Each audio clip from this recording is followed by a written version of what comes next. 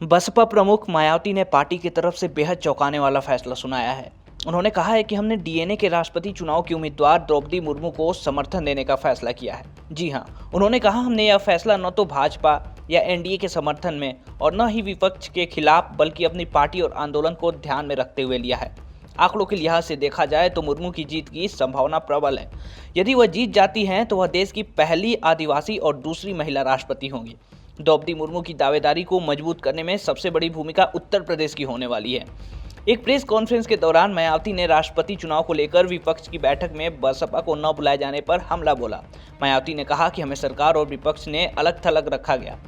राष्ट्रपति चुनाव में विपक्ष का षड्यंत्र देखने को मिला। हम यह साफ कर देना चाहते हैं कि हमारी पार्टी ने आदिवासी समाज को अपने मूवमेंट का खास हिस्सा बनाते हुए द्रौपदी मुर्मू को राष्ट्रपति पद के लिए अपना समर्थन देने का निर्णय लिया है। आपकी इस खबर पर क्या राय है, हमें कमेंट करके जरूर बताएं। रिकॉर्ड जो विरोधी पार्टियों का रिकॉर्ड है वो मुंह में राम बगल में छुरी वाली कहावत को ही अब तक दर्शाता रहने का ही रहा है। ऐसे में ये स्पष्ट है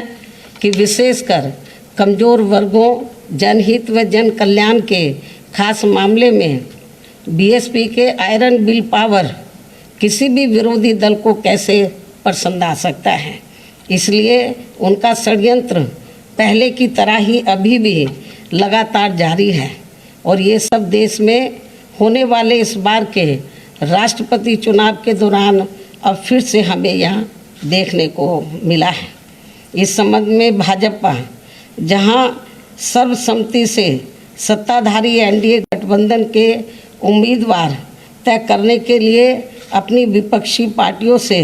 संपर्क करने का दिखावा करती रही है, तो वही विपक्षी दल एक संयुक्त उम्मीदवार तय करने के लिए अपनी मनमानी बैठ के करते रहे हैं और इन्होंने उस प्रक्रिया में बीएसपी को अलग थलग रखा है। ये सब इनकी जातिवादी मानसिकता नहीं है तो और क्या है। जबकि बीएसपी जनहित के लगभग हर खास मामले में भाजपा के खिलाफ विपक्ष का हमेशा से सहयोग करती रही है, किंतु पहले बंगाल की मुख्यमंत्री द्वारा दिनांक 15 जून को विपक्षी पार्टियों की बैठक में एक तरफा व मनमाने तौर पर केवल चुनिंदा पार्टियों को ही बुलाना और फिर उसके बाद श्री शरद पवार द्वारा दिनांक 21 जून को इसी प्रकार की बैठक में बीएसपी को नहीं बुलाना आदि इनके ये जातिवादी इरादों को स्पष्ट करता है। ऐसे में राष्ट्रपति व उपराष्ट्रपति चुनाव हेतु विपक्षी एकता का प्रयास गंभीर न होकर लोगों को इसका केवल एक दिखावा ही ज़्यादा लगता है, जिसका अंजाम भी सभी को मालूम है। जबकि इन्हीं विपक्षी पार्टियों ने बीएसपी को भाजपा की बी टीम का झूठा प्रचार खूब फैलाकर व माहौल बनाकर खासकर यूपी के इस बार के विधानसभा के हुए आम चुनाव में हमारी पार्टी को काफ़ी नुकसान किया है। बल्कि इन्होंने एक विशेष समुदाय को बीएसपी के खिलाफ व सपा के पक्ष में इतना ज़्यादा गुमराह किया कि सपा तो हारी ही हारी, अंत में भाजपा यहाँ दोबारा से सत्ता में आ गई। लेकिन इस आत्मघाती रवैये के बाद भी विपक्षी पार्टियों का बीएसपी विरोधी जातिवादी रवैया अभी भी बरकरार है,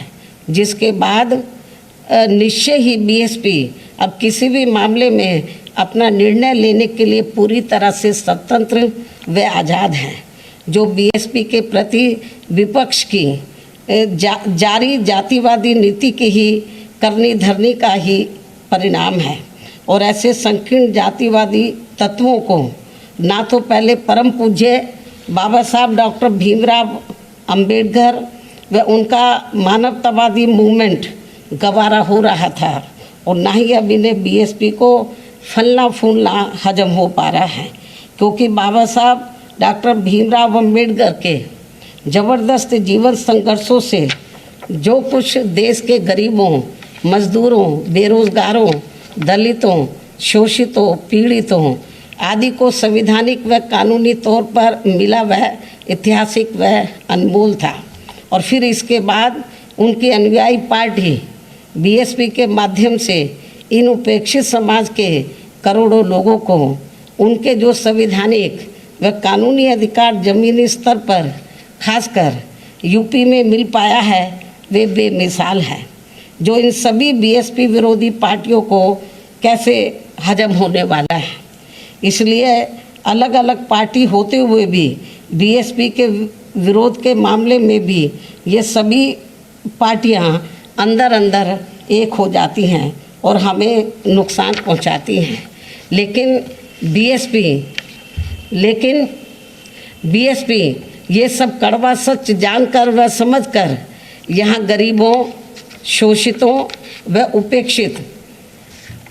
वर्गों आदि के हित में परम पूज्य बाबा साहब डॉक्टर भीमराव अंबेडकर की तरह ही पत्थर काट कर अपना रास्ता खुद बनाने के लिए लगातार संघर्ष करती रहती है और इन वर्गों का हित एवं आत्मसम्मान व स्वाभिमान बीएसपी के लिए सर्वोपरि है, जिसके लिए हमारी पार्टी कभी भी किसी से कोई समझौता कतई नहीं करती है तथा अब वर्तमान समय में इसी कड़ी में राष्ट्रपति चुनाव में अपना फैसला खुद लेने के लिए स्वतंत्र है, आज़ाद है,